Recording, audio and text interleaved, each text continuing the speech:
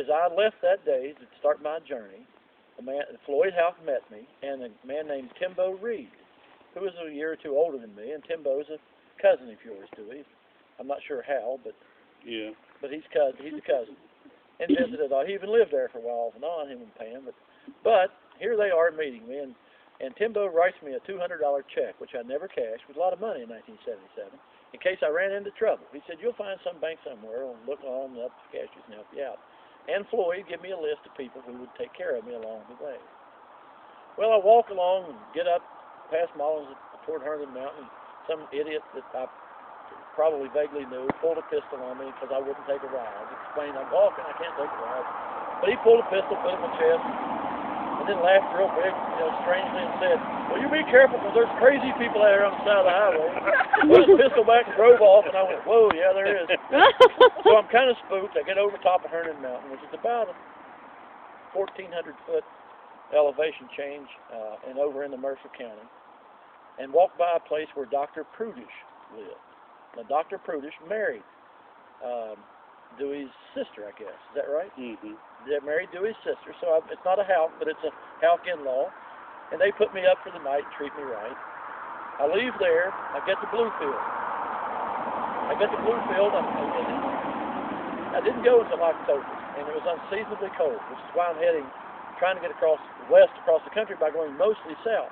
I'm trying to get lower than the winter line, and I never did get there, by the way. But anyway, I get into Bluefield, West Virginia, and on into Bluefield, Virginia, and I'm freezing like you won't believe.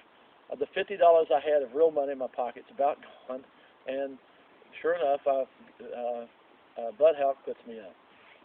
So I'm walking along, have several adventures along the way, and I'm out of money, and it's cold, and I won't get into those adventures, but it's Halloween night, and I'm in, I believe, either Johnson City or Knoxville, and a carload of people. I've already been hit at least 50 times with eggs. It's Halloween. I expect it. It's no big deal, but I'm getting pounded by the locals, pounding me with rotten eggs. And so finally, I'm going along, and a car pulls up, and a bunch of teenagers look out.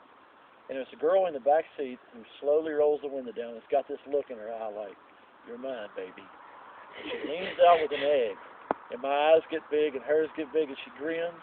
And she went, and I'm thinking, I'll play the soft catch on this one. I'm going to catch it, twirl, and throw it right back and hit her in the forehead. It'll be fun. So the egg comes in, and I catch it like this and twirl so it won't bust, and it's a hard-boiled egg. And I went, "Thank you." Break it in half, start eating in front of her, and they go on. I'm thinking, man, I'm in trouble.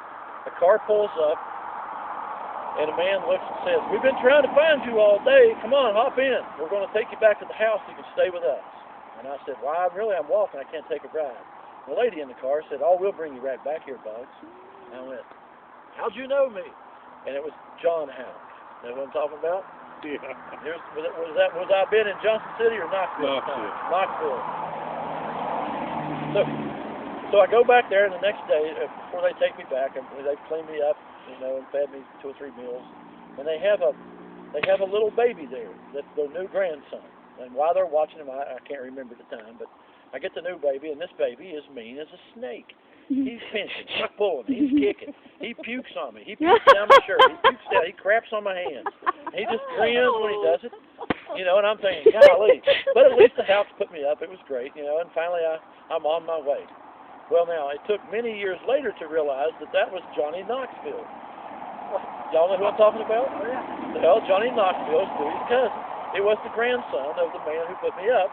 He was mean even then. He did weird stuff with the baby. The jackass movies? Yeah. Knoxville, yeah. It was a baby. He would puke right in your face. He didn't care. But anyway, I'm starting on down the road, and I'm headed toward Texas. I never got there. I ended up in trouble, and I'll tell that story in a minute. It won't take long. But I'm headed toward Texas, and in Texas, Floyd had assured me I had another guy on my list. There was a Houck in Texas. I'm not sure who that would have been. June don't live out there, does he? Yeah. Maybe it was June. I don't think it was him at the time. It was probably Scott Nelson. I believe it was, maybe. But there was another Houck. Point being, all I was their neighbor. See what I'm saying? And yet they put me up all along the way. But the reason I didn't make it, I was got into Bridgeport, Alabama. I was almost in Bridgeport, Alabama, and horrible rain was going on. It was ice cold, and I walked through a little town trying to get over to Bridgeport, and night caught me, and I'm standing there freezing. Folks, I mean, the temperature's like 38. It's rain and sleet mix, and I had no money. I tried to find a hotel to stay in. They wouldn't let me. They didn't have any. So I'm walking along, and I'm freezing, and I'm standing under the last awning of the last building in a little town, just staying out of that cold, going, man, it's cold. And I see a police car drive on. And the minute I see him start turning, I start walking on. And he puts a spotlight and says, "Oh, wait up. What are you doing, boy?" I said, "Sir, I'm leaving town. That's what I'm doing." Laughed like that, put on my best hillbilly. I said, "I'm leaving town, sir. I've just warmed up a little bit there. I'm on my way." He said, "You stand right there." I said, "Yes, sir." And so he walked up and he said, "You sure you're not casing this place? We've had some robberies around here." I said, "No, sir." I said, "I've never been in this town till tonight." I said, "I'm trying to walk across the country." I saw that. I saw it on the news. "You sure you're not casing this place?" I thought, well, you know.